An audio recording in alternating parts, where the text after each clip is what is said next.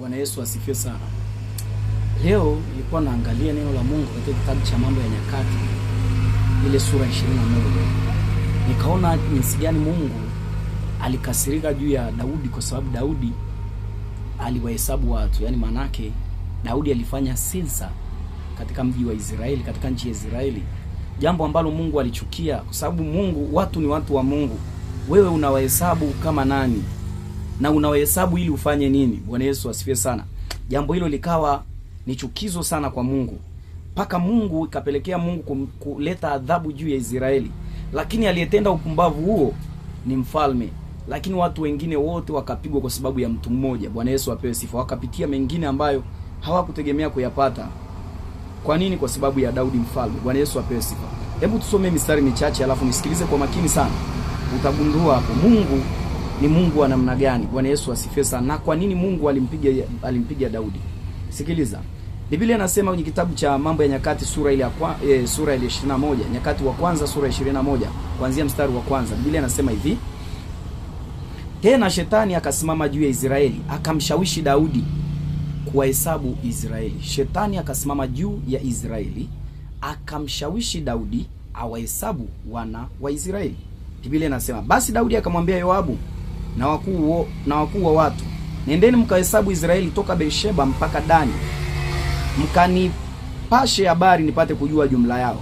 Naye Yoabu akasema, Bwana awaongeze watu wake mara 100 hesabu yao ilivyo. Lakini bwana wangu mfalme si wote watumishi wa bwana wangu.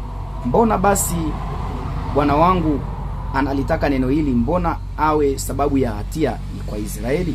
Lakini neno la mfalme likawa na nguvu juu ya Yoabu. Kwa hiyo Yoabu akaenda zake, akapita kati ya Israeli wote, akafika Yerusalemu. Naye Yoabu akamtolea Daudi jumla hesabu ya watu, na hao wote wa Israeli waliokuwa watu 1000 mara 1000 na 100,000 wenye kufuata panga, na Yuda na watu 470,000 wenye kufuta panga. Lakini Lawi na Benyamini hawakuhesabu miongoni mwao, kwa sababu neno la mfalme limemchukiza Yoabu. Neno hilo likawa baya machoni pa Mungu. Kwa hiyo akawapiga Israeli. Nisikilize vizuri mstari wa 7. Neno hilo likawa baya machoni pa Mungu, kwa hiyo akawapiga Israeli. Naye Daudi akamwambia Mungu, nimekosa sana kwa kuwa nimelifanya jambo hili, lakini uniondolee mbali na kusi uovu wa mtumwa wako, kwani nimefanya upumbavu kabisa. Naye Bwana akanena na Gadi mwonaji wake Daudi akisema, nenda ukanene na Daudi ukisema, Bwana asema hivi, na kuwekea mambo matatu kati ya haya, uichagulie moja, nikutendee hilo. Basi Gadi akamwendea Daudi akamwambia, Bwana asema hivi, kubali upendavyo, miaka 3 ya njaa au miezi 3 kuangamia mbele ya adui zako, ukipatwa na upanga wa watesi wako, au siku 3 upanga wa Bwana, yaani tauni katika nchi, na malaika wa Bwana akiharibu kati ya mipaka yote ya Israeli. Haya basi, ufikiri ni jawabu gani nimrudishie yeye aliyenituma? Naye Daudi mstari wa 13 pale anasema hivi: naye Daudi akamwambia Gadi, nimeingia katika mashaka sana. Basi sasa nianguke katika mkono wa Bwana, kwa sababu kwa rehema zake ni nyingi sana, wala nisianguke katika mikono wa wanadamu. Basi Bwana akawaletea Israeli tauni, nao wakaanguka wa Israeli watu 70,000. Naye Mungu akatuma malaika aende Yerusalemu ili kuangamiza. Naye alipokuwa tayari kuangamiza, Bwana akatazama, akagairi katika mabaya, akamwambia malaika aharibuye, basi yatosha sasa, ulegeze mkono wako. Naye malaika wa Bwana akasimama karibu na kiwanja cha kupuria cha Aruna. Naye Daudi akainua macho yake akamwona malaika. Bwana amesimama kati ya nchi na mbingu, naye alikuwa na upanga wazi mkononi, amenyoosha juu ya Yerusalemu. Ndipo Daudi na wazee wakaamka kifulifuli, nao wamevaa nguo za magunia, wakaendelea na toba hapo. Sasa Bwana Yesu apewe sifa. Nimesoma mpaka hapo. Sasa unaona jinsi gani shetani alivyosimama juu ya Israeli, akamshawishi Daudi awahesabu wana wa Israeli. Sasa unaweza ukafikiria kwa nini Mungu amempiga Daudi? Kwa sababu tu ya kuhesabu wana wa Israeli. Unajua Daudi alipotaka kuhesabu wana wa Israeli, manake alitaka kujimilikisha watu. Manake yeye ndo awatawale, awe kama Mungu kwao.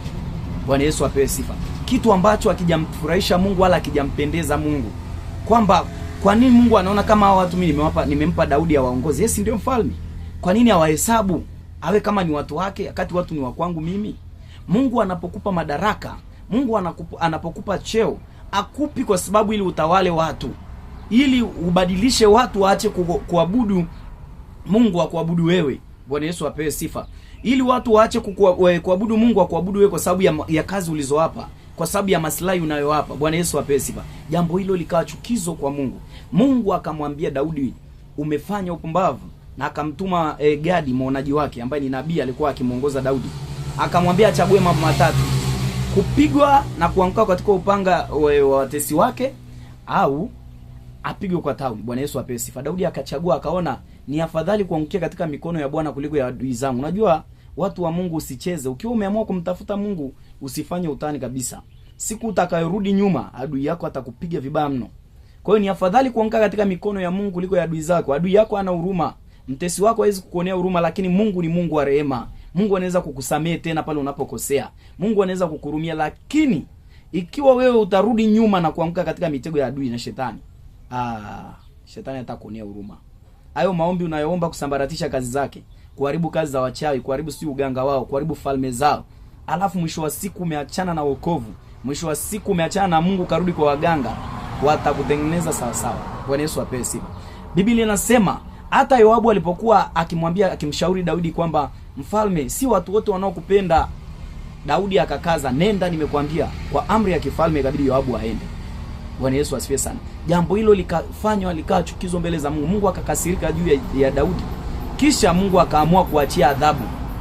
Biblia inasema wakafa watu 70,000 siku hiyo. Kwa nini? Kwa sababu tu wamehesabiwa, lakini kosa limetendwa na mfalme.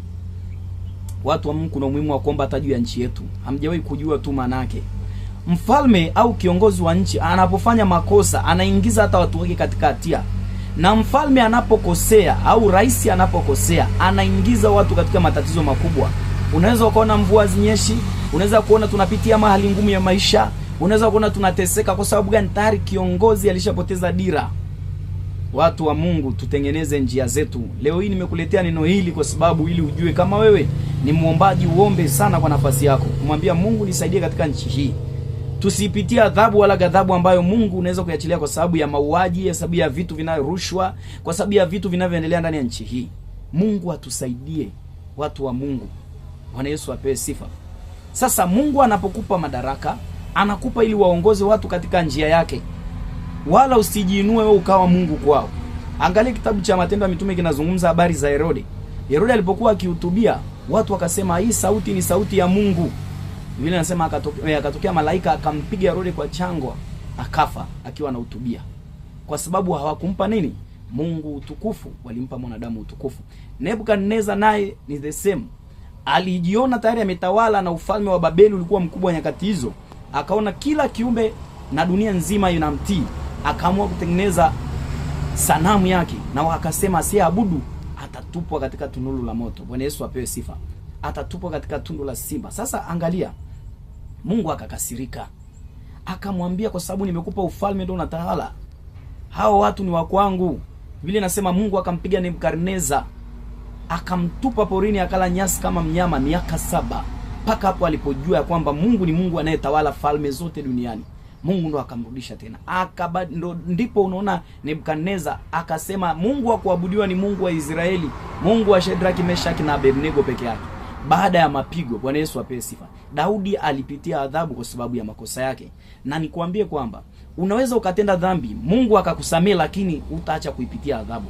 Yaani imagine Daudi anaomba toba pale, lakini Mungu anamwambia chagua mambo matatu nikufanyie. Adhabu 3. Akapata adhabu zake na kisha akaendelea mbele na Mungu. Bwana Yesu apewe sifa.